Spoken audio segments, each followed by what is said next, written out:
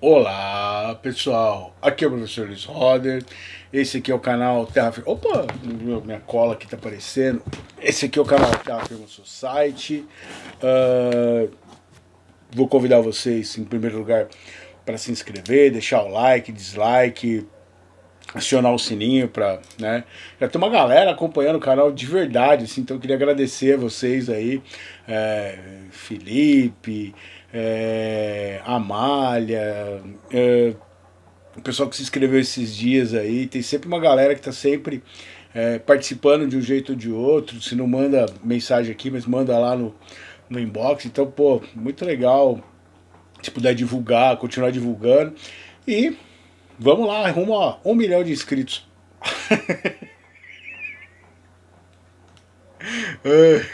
Quem sabe, né? Tem que começar com o número 130. Bom, hoje na série Eu Recomendo Literatura. Eu vou falar, eu não tenho o livro aqui, tá? Eu li esse livro, foi emprestado por um amigo meu chamado Cristóvão Lopes Júnior, o Chucho Man, que é um cara que eu gosto demais, assim, um amigo meu de longa data. Ele falou, cara, você precisa ler esse livro, assim, e realmente uma coisa maravilhosa.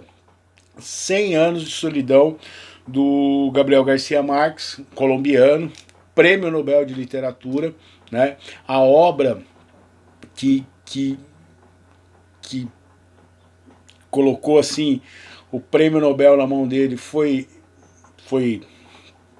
este livro, apesar que ele escreveu O Amor nos Tempos do Cólera também, que é muito legal, tá? Vale a pena dar uma conferida também. Os outros livros dele. Esse livro foi escrito em 1967 e ele faz parte de uma escola chamada Realismo Mágico. Muita gente associa o realismo mágico ao Gabriel Garcia Marques, mas na verdade não é. Teve um escritor guatemalteco um bom tempo antes, né, que escreveu a primeira história de realismo fantástico. O realismo fantástico tem obras muito comuns latinas, é um estilo latino. Mas o Faulkner também já escreveu, né? Então há críticos literários que colocam que o Faulkner foi o primeiro a ter escrito o, o realismo fantástico. Mas assim, cara, até aí, só um detalhe assim desses grandes tops do mundo. O Senhor de Solidão é a segunda obra mais traduzida do espanhol, tá? De língua espanhola, ele só perde pro Don Quixote. Olha que livro que eu estou falando. E ele é maravilhoso, assim, ele vai acompanhar a vida dos Buendias, né, da família Buendia, a saga dos Buendias, durante 7 gerações. Há discussões se são 6 gerações, porque vai ter a sétima geração, o bebê vai morrer rapidamente, tem gente que não o considera. Eu, particularmente, eu gosto muito, não de numerologia, mas eu gosto muito de olhar, e é uma das coisas aqui do canal, analisar o simbolismo das obras. E no caso do número 7, ele tem uma questão importantíssima relacionada ao Senhor da Solidão. O número 7, como 3 é a Divina Trindade.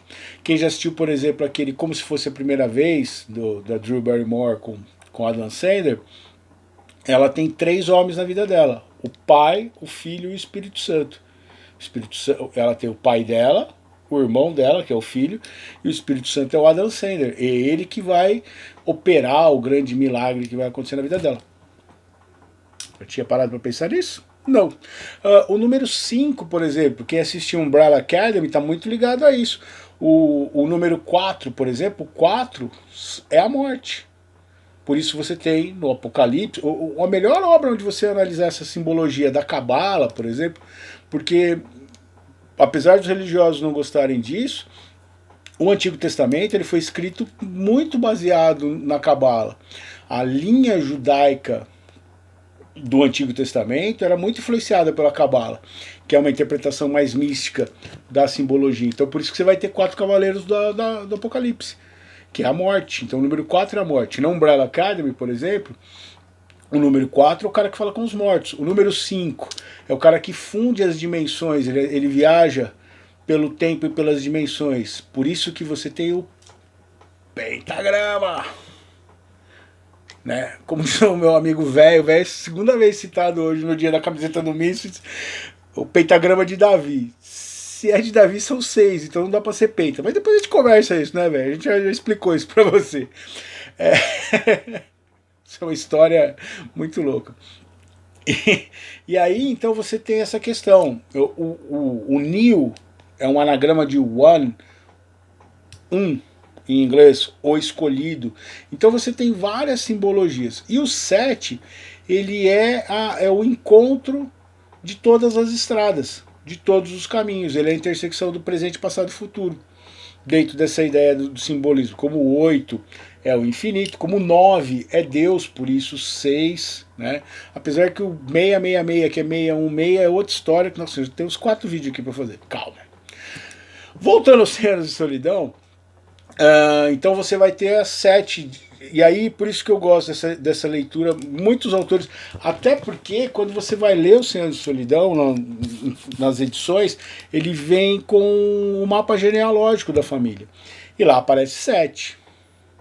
Tem alguns críticos que consideram, então, o bebê que vai nascer, e aí o realismo fantástico, o bebê nasce com um rabo de porco.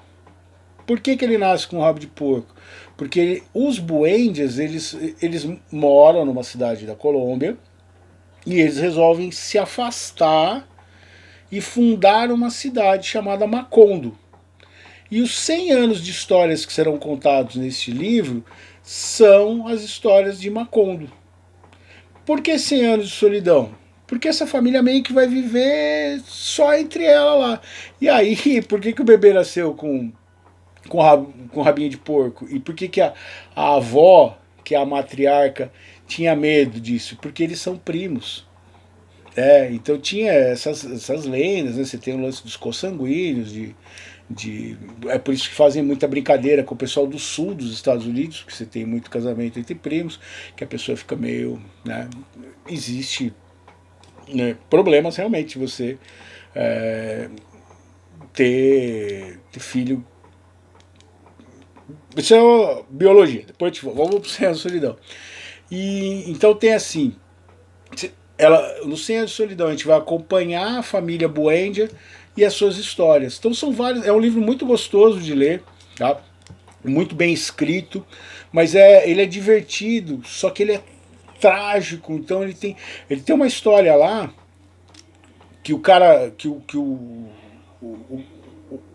um dos Buendia conta que ele viu um massacre e o pessoal foi colocado no trem e foi levar, e ninguém acredita nele e tal. Esse massacre ele aconteceu de verdade. Foi um grupo de estrangeiros que exploravam o comércio de banana na Colômbia, e os caras fizeram uma greve. E como é que os caras resolveram a greve? Isso aconteceu em 1920. Essa empresa estrangeira, com apoio do governo, fuzilaram 3.000 pessoas, botaram no trem e jogaram os caras no mar. E ninguém nunca mais viu a família do pessoal.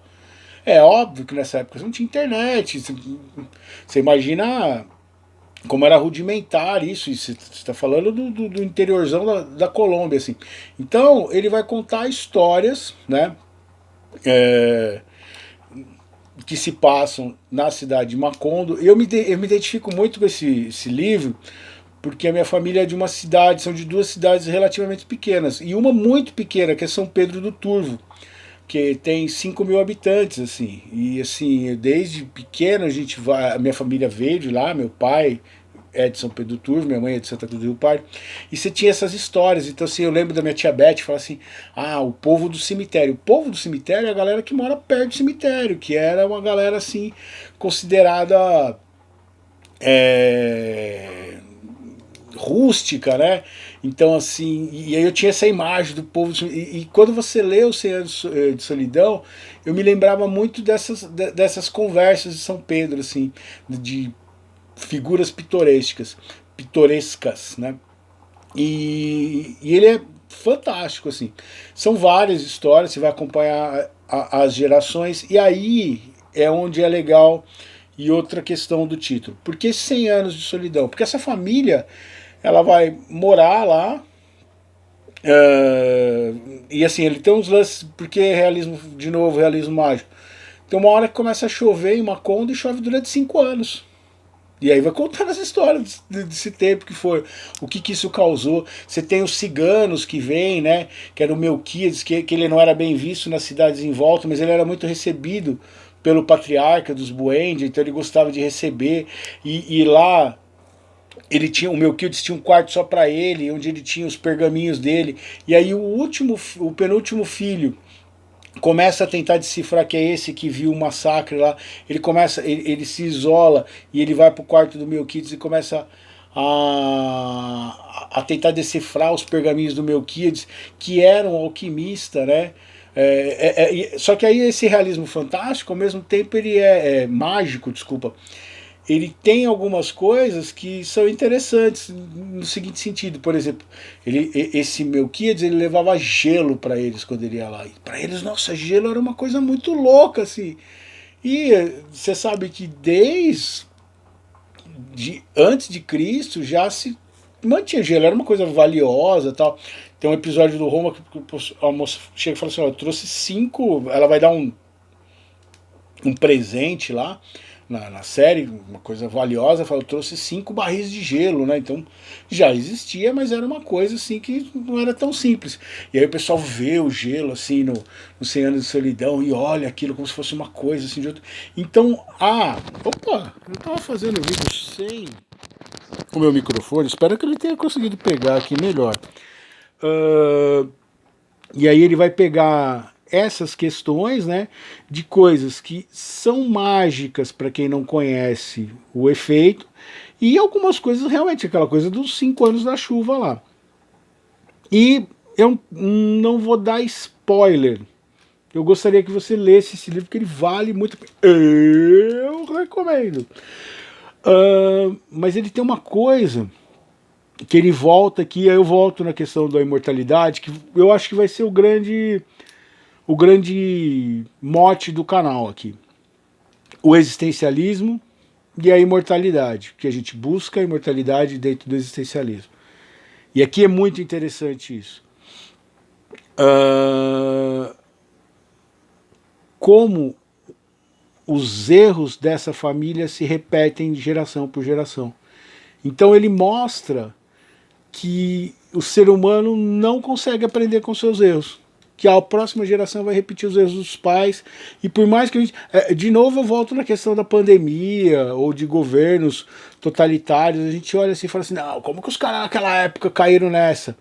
Como que a peste negra se espalhou? Tá certo que é diferente a gente comparar a peste negra com o Covid aqui. Mas a gente vê as pessoas hoje, com toda a informação que a gente tem, tecnologia, informação o tempo todo, fazendo coisas idiotas, assim, que você tá vendo. Que parece, a vida parece um filme de slasher, que nem eu falei no American Horror Story.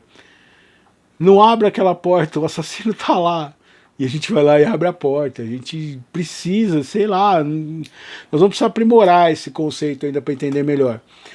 Mas então é isso. Então vai contar a história de Macondo, dos Buendias de Macondo, e como que isso deixa de existir também. Então ele vai ter uma grande... Eu vou arranhar o spoiler do final, mas é o conceito da não existência. Se a gente não tivesse um livro sobre a história dos Buendias e de Macondo, a cidade e os Buendias nunca teriam existido. Presta atenção nisso quando você lê o livro. Vale a pena, eu recomendo. E hoje eu peguei um poema bem pequenininho, mas que eu acho muito louco assim dentro dessa ideia, que chama Esquecimento. Quando um Deus morre, ele o faz completamente sozinho, porque isso só acontece se ninguém mais se lembrar dele. A não existência é a morte. Eu aqui tô talvez fazendo um grito. Opa, até arrumar minha câmera. Nossa, muito louco esse vídeo agora aí. eu talvez eu esteja fazendo um grito existencialista para vocês aqui. Me vejam, deixe seu like, seu dislike, curta o canal, passe para frente, faça outras pessoas me conhecerem, se inscreva. Talvez seja o meu jeito de querer ser lembrado aqui, né? O Big Brother, essas coisas. Eu vou fazer um vídeo, vocês vão ver até pela camisa do Misfits, que eu vou falar um pouco disso. Eu vou amadurecer essa ideia no vídeo que eu vou falar sobre o Marilyn Manson. E aí vai ficar melhor. Mas pensa nisso. Se ninguém lembrar de mim, eu não existo. Então eu nunca estive aqui. Macondo nunca, talvez, tivesse estado sem ter tido nenhum Buendia, se a gente não tivesse lido o livro que o Gabriel Garcia Marques fez, criou, contou histórias verdadeiras no meio das fantásticas e fez com que elas continuassem a existir. Como essa de 3.000 pessoas que morreram assassinadas por causa de banana, literalmente banana, e ninguém lembrava que isso tinha acontecido direito. Grande abraço. Deixa o seu like, seu dislike, eu acho que já falei isso daí, né? Mas, leia, porque eu recomendo 100 Anos de Solidão, que é fantástico. Tchau, tchau.